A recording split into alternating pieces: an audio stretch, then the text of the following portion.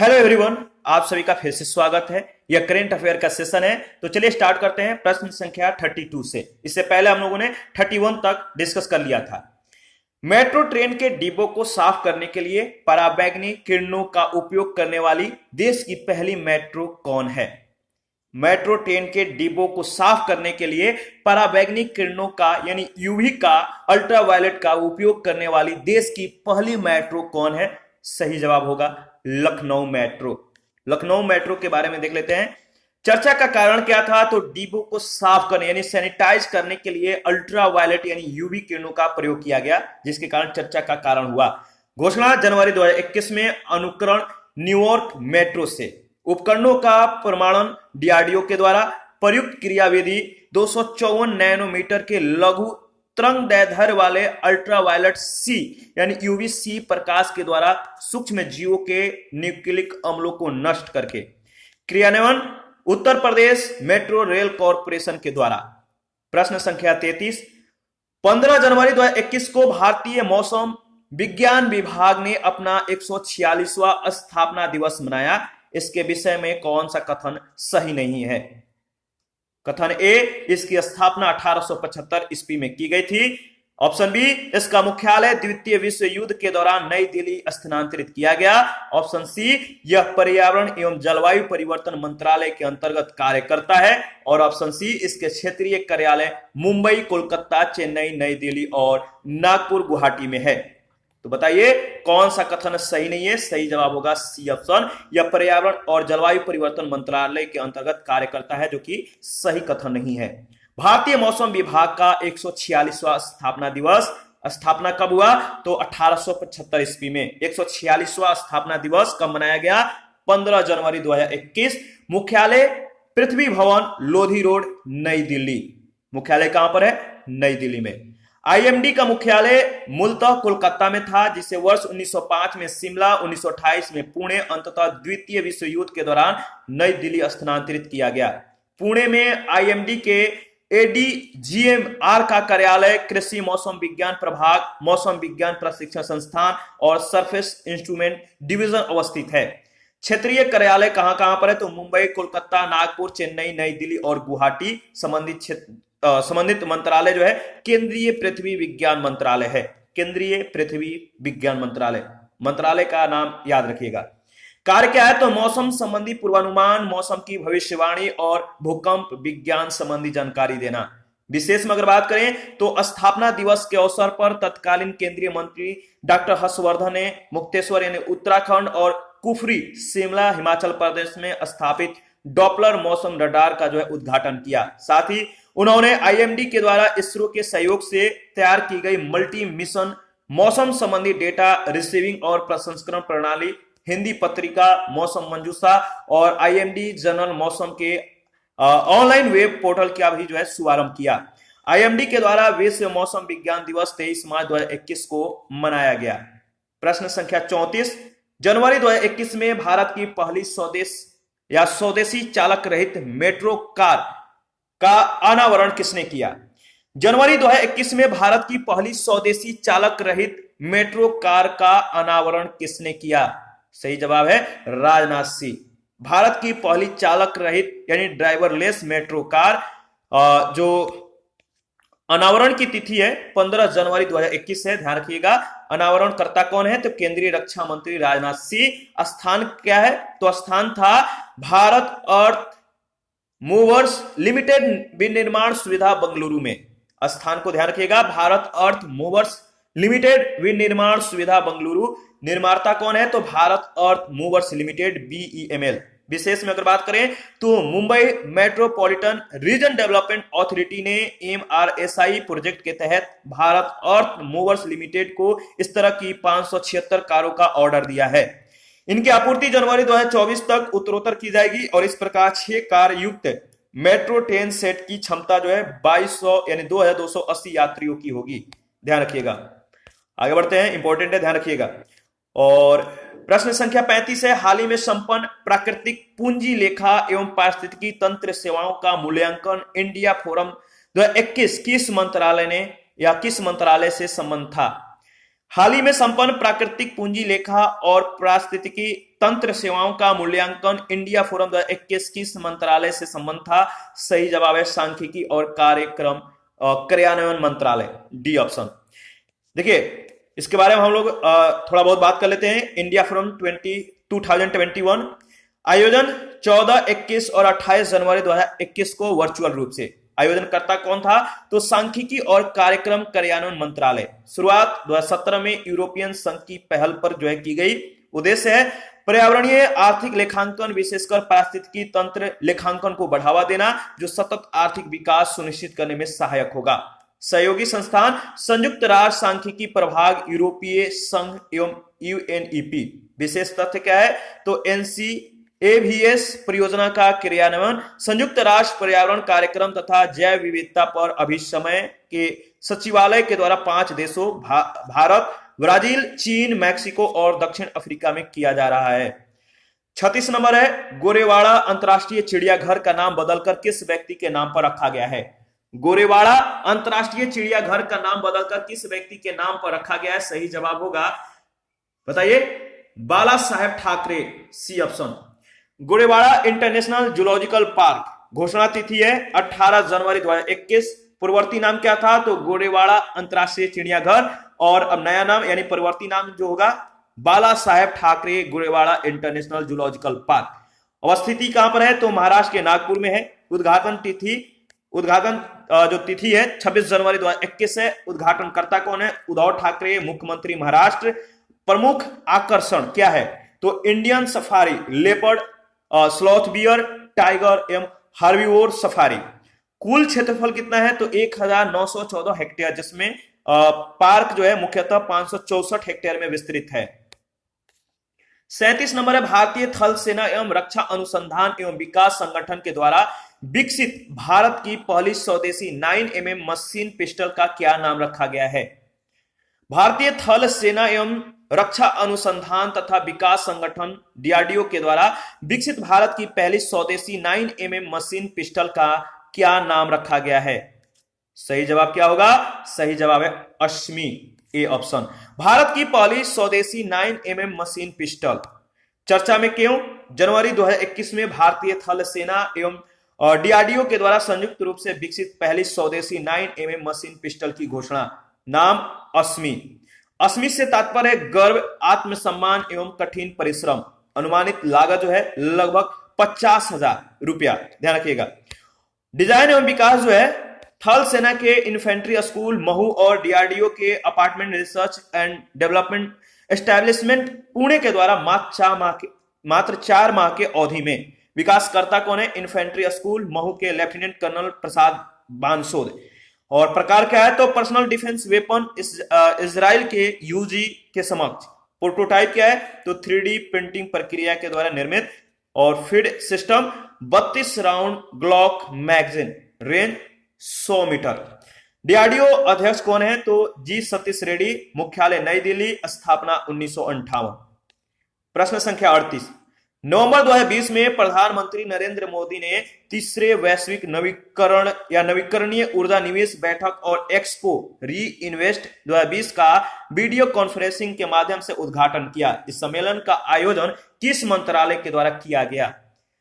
नवंबर 2020 में प्रधानमंत्री नरेंद्र मोदी ने तीसरे वैश्विक नवीकरणीय ऊर्जा निवेश बैठक और एक्सपो का वीडियो कॉन्फ्रेंसिंग के माध्यम से उद्घाटन किया। इस सम्मेलन का आयोजन किस मंत्रालय के द्वारा किया गया?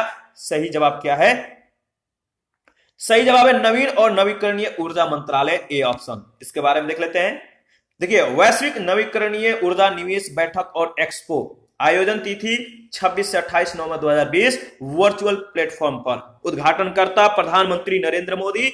आयोजनकर्ता नवीन और नवीकरणीय ऊर्जा मंत्रालय है। थीम क्या था? तो सतत ऊर्जा परिवर्तन के लिए नवाचार, innovations for sustainable energy transition, याद रखिएगा। और संस्करण क्या था? तीसरा। विशेष में अगर बात करें तो प्रधानमंत्री नरेंद्र मोदी ने इस अवसर पर अपने संबोधन में एक सूर्य एक विश्व एक ग्रिड का नारा दिया। याद रखिएगा यह नारा कब दिया था? इंपॉर्टेंट है, प्रश्न पूछे जा सकते हैं और ऐसे जो है प्रश्न अब पूछे भी जाते हैं। 39 है गाय के गोबर से भारत के पहले पेंट को खादी एवं ग्रामोद्योग आयोग ने विकसित किया है। उस पेंट को क्या नाम दिया गया है? गाय के गोबर से भारत के पहले पेंट को खादी एवं ग्राम्य उद्योग आयोग ने विकसित किया है। इस पेंट का जो नाम दिया है उसका नाम है खादी प्राकृतिक पेंट। खादी प्राकृतिक पेंट। गाय के गोबर से निर्मित पेंट लॉन्च हुआ 12 जनवरी 2021 को। लॉन्च किसने किया? नितिन गडकरी, केंद्रीय सड़क परिवहन एवं राजमार्ग मंत्री और तत्कालीन जो है एमएसएमई मंत्री। नाम क्या था इस पेंट का? तो खादी प्राकृतिक पेंट। विकासकर्ता संस्थान कौन है? तो खादी और ग्रामीण उद्योग आयोग की इकाई Kumarappa national handmade paper institute Jaipur. Paint की विशेषता क्या है? एंटी फंगल, एंटी बैक्टीरियल गुणों से युक्त गंधहीन लागत प्रभावी पेंट। और इमल्सन एवं याद रखिए इमल्सन एवं डिस्टेम्पर दोनों ही रूपों में जो है यह उपलब्ध होगा। भारी धातुओं यथा mercury, lead, arsenic, cadmium, chromium आदि से मुक्त। और भारतीय मानक ब्यूरो के द्वारा प्रमाणित। पेंट का मुख्य संगठक गाय का गोबर। विशेष तथ्य के संदर्भ में अगर बात करें तो 6 जुलाई 2021 को केंद्रीय मंत्री नितिन गडकरी के द्वारा जयपुर में स्थापित खादी एवं प्राकृतिक पेंट की पहली ऑटोमोटेड विनिर्माण इकाई का वर्चुअल रूप से उद्घाटन किया। उन्होंने स्वयं को इस पेंट का जो है ब्रांड एम्बेसडर भी घोषित किया। प्रश्न संख्या 40। नवंबर 2020 में भारत सरकार ने कोविड-19 वैक्सीन के विकास में तेजी लाने के लिए किस मिशन की शुरुआत की? नवंबर 2020 भारत सरकार ने कोविड-19 वैक्सीन के विकास में तेजी लाने के लिए किस मिशन की शुरुआत की? सही जवाब होगा मिशन कोविड सुरक्षा। मिशन कोविड सुरक्षा। मिशन कोविड सुरक्षा का शुभारंभ 25 नवंबर 2020 को किया गया। संबंधित मिशन जो है मिशन कोविड सुरक्षा भारतीय कोविड-19 वैक्सीन विकास मिशन। उद्देश्य भारतीय कोविड-19 वैक्सीनों के विकास में तेजी लाना। महत्व या विशेष में जो इसके जो विशेष है, यह मिशन कोविड-19 टीकों के अनुसंधान और विकास के साथ साथ उन्हें लाइसेंस प्रदान करने और बाजार तक पहुंच सुनिश्चित करने में सहायता करेगा। इसका अंतर्गत प्रथम चरण में जो है 12 माह की अवधि के लिए 900 करोड़ रुपए की राशि जैव प्रौद्योगिकी विभाग को आवंटित। यह मिशन आत्मनिर्भर भारत अभियान के तृतीय प्रोत्साहन पैकेज के तहत प्रारंभ किया गया। आगे बढ़ते हैं। और 41 है, हाल ही में जारी हुए जलवायु परिवर्तन प्रदर्शन सूचकांक 2021 के संबंध में निम्नलिखित कथनों पर विचार कीजिए। पहला, इस सूचकांक का प्रकाशन जर्मन वॉच के द्वारा न्यू क्लाइमेट इंस्टीट्यूट तथा क्लाइमेट एक्शन नेटवर्क के सहयोग से किया जाता है।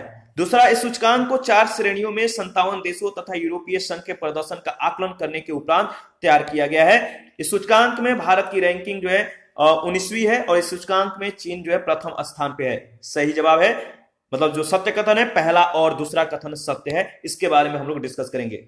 जलवायु परिवर्तन प्रदर्शन सूचकांक 2021 जारी करने की तिथि ध्यान रखिएगा 7 दिसंबर 2020 है। जारीकर्ता कौन है? तो जर्मन वॉच के द्वारा न्यू क्लाइमेट इंस्टीट्यूट तथा क्लाइमेट एक्शन नेटवर्क के सहयोग से।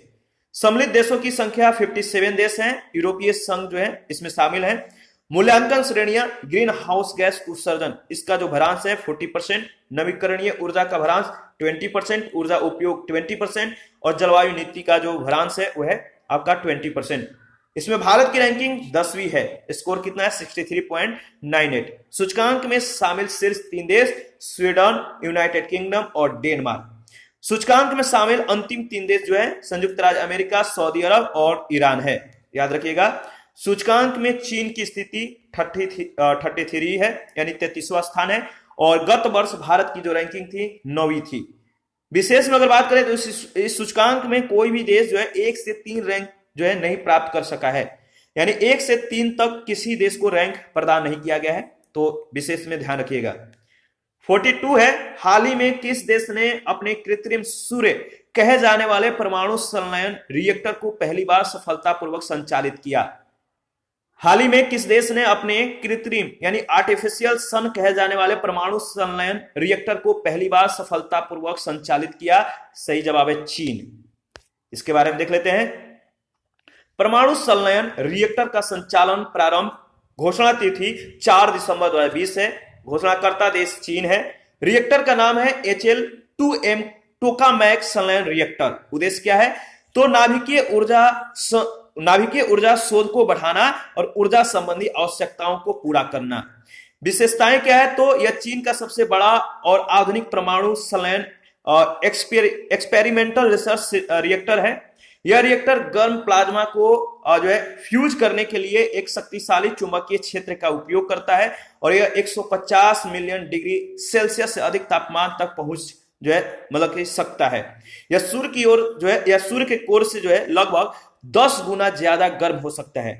और स्थिति क्या है तो दक्षिण पश्चिम सिचुआन प्रांत में चेंगदू में स्थित और विशेष क्या है सूर्य की ऊर्जा निर्माण प्रक्रियाओं की तरह उच्च तापमान उत्पन्न करने की क्षमता के कारण संलयन रिएक्टर को कृत्रिम सूर्य कहा जाता है। चीन में स्थापित अन्य संलयन रिएक्टर देखिए अनहुई प्रांत के हेफेई में स्थापित east experimental advance superconducting reactor मई 2021 में इस रिएक्टर ने 101 सेकेंड तक 120 मिलियन डिग्री सेंटीग्रेड तथा 20 सेकेंड तक 160 मिलियन डिग्री सेल्सियस जो है प्लाज्मा तापमान प्राप्त करने का रिकॉर्ड बनाया। हुबेई प्रांत के वुहान में स्थित जे टेक्स्ट यानी ज्वाइंट टेक्सास एक्सपेरिमेंट टोकामेक याद रखिएगा। और 43 है हाल ही में केंद्रीय चिड़ियाघर प्राधिकरण की 37वीं बैठक में निम्न में से किन 2 राज्यों में नए चिड़ियाघरों को मान्यता प्रदान की गई। हाल ही में केंद्रीय चिड़ियाघर प्राधिकरण की 37वीं बैठक में निम्न में से किन 2 राज्यों में नए चिड़ियाघरों को मान्यता प्रदान की गई। सही जवाब है बिहार और उत्तर प्रदेश। दो नए चिड़ियाघरों को जो मान्यता दी गई। बैठक हुई थी 7 दिसंबर 2020 को। अध्यक्षता किसने किया था तो तत्कालीन केंद्रीय पर्यावरण वन और जलवायु परिवर्तन मंत्री प्रकाश जावड़ेकर। 2 नए चिड़ियाघरों के जो मान्यता है वह राजगीर चिड़ियाघर सफारी नालंदा बिहार और शहीद अशफाक उल्लाह खान प्राणी उद्यान गोरखपुर उत्तर प्रदेश। इन 2 चिड़ियाघरों को जो है मान्यता दी गई। और 44 है मुकुंदपुरा CM2 का संबंध किससे है।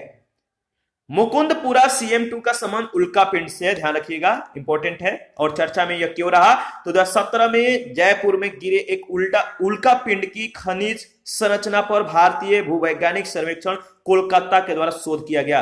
डिकोडिंग की घोषणा है जनवरी 2021 में। कब गिरा तो 6 जून 2017। कहां गिरा तो मुकुंदपुरा गांव जयपुर में। उल्का पिंडों का वर्गीकरण जो है स्टोनी आयरन और जो है विशेष में अगर बात करें तो मुकुंदपुरा CM2 स्टोनी प्रकार का उल्का पिंड है। तो याद रखिएगा स्टोनी प्रकार का जो सबसे प्रारंभिक उल्का पिंडों में से एक है। इसे कार्बोनेशियस कंड्राइट के रूप में वर्गीकृत किया गया है जिसका संगठन सूर्य के समान है। यह भारत में अब तक गिरा 5वां ज्ञात कार्बोनियस जो है उल्का पिंड है। 45 नंबर है हाल ही में 9वां सतत पर्वत शिखर सम्मेलन जो है 2020 कहां पर आयोजित हुआ। हाल ही में 9वां सतत पर्वत विकास शिखर सम्मेलन 2020 कहां पर आयोजित हुआ तो सही जवाब है देहरादून। 9वां सतत पर्वत शिखर सम्मेलन 2020 9वां सतत पर्वत विकास शिखर सम्मेलन 2020। कभी कभार जो होता है फ्लो में टंग जो होता है स्लिप हो जाता है तो कुछ प्रोनाउंसिएशन गड़बड़ हो जाते हैं तो डोंट माइंड प्लीज माफ करिएगा।